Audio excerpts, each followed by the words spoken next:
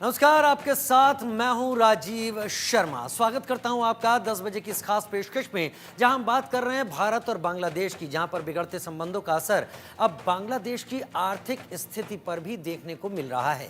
बांग्लादेश को India locked मुल्क कहा जाता है। दरअसल बांग्लादेश की 94% सीमा भारत से लगती है। भारत और बांग्लादेश के बीच 4,367 किलोमीटर की लंबी सीमा लगती है और ये उसकी अंतर्राष्ट्रीय सीमा का 94% है।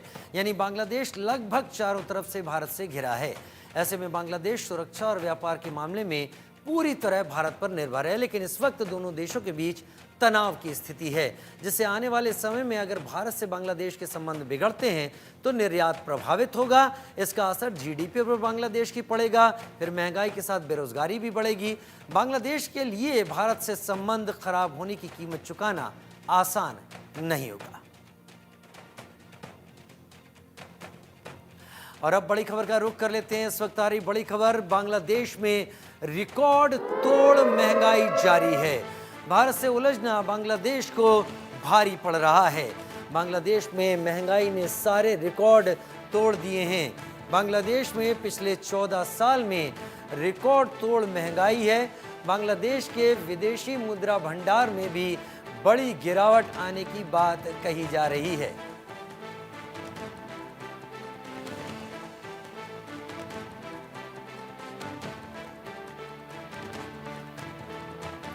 भारत पर 94% निर्भर है बांग्लादेश।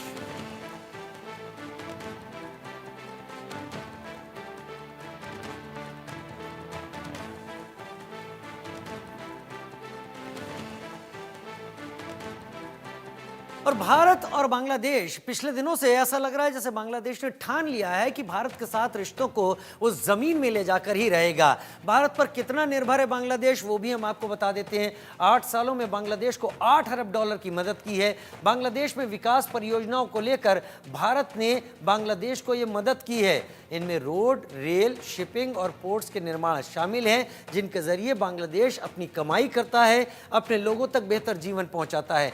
शेख हसीना के कार्यकाल में बांग्लादेश की आर्थिक तरक्की हुई, 3 गुना पर कैपिटा इनकम पहुंची। 2009 से 2024 के बीच बांग्लादेश की अर्थव्यवस्था 6.3% की दर से बढ़ी। जीडीपी 123 अरब डॉलर से बढ़कर 455 अरब डॉलर बांग्लादेश की जीडीपी पहुंच गई। 2009 में बांग्लादेश की प्रति व्यक्ति जीडीपी 2,650 डॉलर पहुंच गई थी। भारत बांग्लादेश में बिगड़ते संबंधों से जीडीपी प्रभावित होना एकदम तय है, उसमें कोई दो राय नहीं है। लेकिन चरमपंथी सरकार में जीडीपी 5% से भी कम रहने का अनुमान है। अब बांग्लादेश की सरकार ने तय कर लिया है कि उसे बांग्लादेश को भी गड्ढे में ले जाना है और खुद तो गड्ढे में जाना ही है, तो ये बांग्लादेश के अपने फैसले। लेकिन ये सवाल बहुत बड़े खड़े होते हैं कि आखिर कैसे एक देश अपने विकास को पलीता लगा लेता है, अपने विकास को रसातल में पहुंचा लेता है और पहुंचा ही नहीं रहा है। बायकॉट इंडिया और बायकॉट इंडिया प्रोडक्ट्स के नारे बांग्लादेश में लगने लगे हैं और खुद को मैक्रो इकोनॉमिस्ट कहने वाले मोहम्मद यूनुस अब इन सब चीजों से आंख मूंदे खड़े हैं। उन्हें शायद हकीकत का अंदाजा अब तक नहीं हुआ है।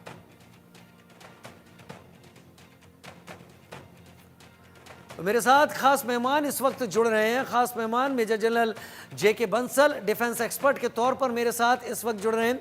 आकाश जिंदल, अर्थशास्त्री के तौर पर मेरे साथ जुड़ रहे हैं। एके मिश्रा भी मेरे साथ जुड़ेंगे, वरिष्ठ पत्रकार के तौर पर। पहले आकाश भाई, आपका रुख कर लेता हूं। जरा सा बांग्लादेश और भारत के दोनों पलड़े जरा तौल के बताइए कि बांग्लादेश जो आज कदम उठा रहा है, जहां पर बायकॉट इंडियन प्रोडक्ट्स की मांग हो रही है, वहां पर बायकॉट इंडिया की मांग हो रही है, वहां हो रहे तमाम हरकतों के ऊपर वहां के सो कॉल्ड जो अर्थशास्त्री, वहां के केयर टेकर इंटरिम गवर्नमेंट के लीडर हैं मोहम्मद यूनुस, उन्होंने आंख मूंदी हुई है और हर वो काम हो रहा है जो भारत को तनाव दे या संबंधों को बिगाड़े। कितना अब बांग्लादेश के लिए आसान लगता है उसी ग्रोथ रेट को बनाए रखना जो शेख हसीना के दौर में थी। आकाश सर, बहुत बढ़िया आपने शुरुआत की है। सबसे पहले तो ग्रोथ रेट तो आप भूल ही जाइए। अब बात आ रही है सर्वाइवल रेट की। आपको कुछ डेटा दे दूं। बांग्लादेश इतनी बड़ी ज्योग्राफिकल एरिया, उसके पास आज जो फूड ग्रेन्स है, और ये 17 दिसंबर का डेटा दे रहा हूं आपको, बिल्कुल ताजा, मात्र 11.4 लाख टन फूड ग्रेन्स उसके पास रह गए हैं, जिसमें से राइस जिसके बिना बांग्लादेश चल ही नहीं सकता। वहां का स्टेपल फूड है, 7.4 लाख टन है। और ये जो बांग्लादेश कह रहा है हम ये कर लेंगे वो कर लेंगे, अब 50,000 टन हिंदुस्तान से राइस इंपोर्ट करने की पूरे प्रयास वो कर रहा है। आज मॉल न्यूट्रिशन हुई पड़ी है वहां पे, बच्चों को खाने के लिए पैसा नहीं है, पेट्रोल डीजल की कमी होने वाली है।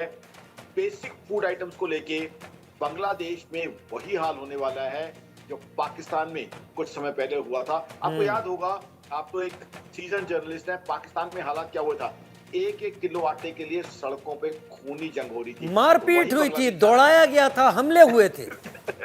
याद है आपको। देखिए अब देखिए हालात क्या है, इन्फ्लेशन का रेट, मैं नवंबर का बता रहा हूं, दिसंबर पे तो हालात पे आगे आऊंगा। नवंबर का रिकॉर्डेड इन्फ्लेशन बांग्लादेश का 11.4% है, सबको मात देता हुआ बहुत आगे पहुंच गया बांग्लादेश। और दिसंबर का आपको बता दूं, मेरी ऑर्गेनाइजेशन आकाशदल.in की प्रेडिक्शन है, लिख के रख लीजिए, 14.5% से कम इन्फ्लेशन होने वाला नहीं है। ग्रोथ रेट तो भूल ही जाइए, बात सिर्फ है कि सर्वाइवल की, क्या सर्वाइवल के लिए उनके पास अनाज है, बाकी चीजें तो बात की छोड़ दीजिए। सबसे पहले तो पेट भरने के लिए अनाज चाहिए, राइस के बिना क्या बांग्लादेश को हम इमेजिन कर सकते हैं। अब उसके बाद आइए पोटैटोज पे, ऑनियंस पे, अगर वो हिंदुस्तान को छोड़ के और जगह से इंपोर्ट करता है तो लॉजिस्टिक्स और ट्रांसपोर्टेशन कॉस्ट कौन देगा वहां पे। कोरोना के बाद उनकी इकोनॉमी के जो हालात हैं वो सबने देखे हैं। अगस्त के बाद ये था कि हम रिवाइवल कर लेंगे, 4 महीने में इकोनॉमिस्ट की सरकार ने कौन सा वहां रिवाइवल किया है, वहां उनकी इकोनॉमी गर्त में जाती जा रही है। और साथ ही साथ आपको बता दूं, फॉरेक्स डेफिसिट आगे बढ़ने की संभावना है। आईएमएफ से कब तक लोन मिलेगा ये देख लीजिए। बे ऑफ बंगाल में आप देख लीजिए, बार बार कहा जाता है चाइना चाइना चाइना, सिंपल सी बात है, बांग्लादेश के हुक्मरान ये मुझे बता दें, लॉजिस्टिक्स कॉस्ट चाइना से फूड आइटम इंपोर्ट करने की कितनी पड़ेगी, पाकिस्तान से कितनी पड़ेगी, और हमारे यहाँ से तो ट्रक से सामान चला जाता था जनाब बंगाल से। तो आज बांग्लादेश को ये एहसास हो रहा है, वहां की जनता को एहसास हो रहा है। और मैं आपको बता दूं, वहां की जनता ये दिन दूर नहीं जब अपने हुक्मरानों के सामने झंडा उठा के खड़ी होकर पूछेगी कि हम भोजन कहां से लाएं। मैं आपसे और डिटेल लूंगा, इस प्रोग्राम में और डिटेल लूंगा, लेकिन मेजर जनरल रिटायर्ड जेके बंसल इस वक्त मेरे साथ जुड़े हुए हैं। जेके बंसल साहब, क्या यही तरीका है बिना गोली बांग्लादेश की बोली बंद करने का? क्योंकि अब तक जो भी कदम बांग्लादेश उठा रहा है उससे एक बात तो सीधी नजर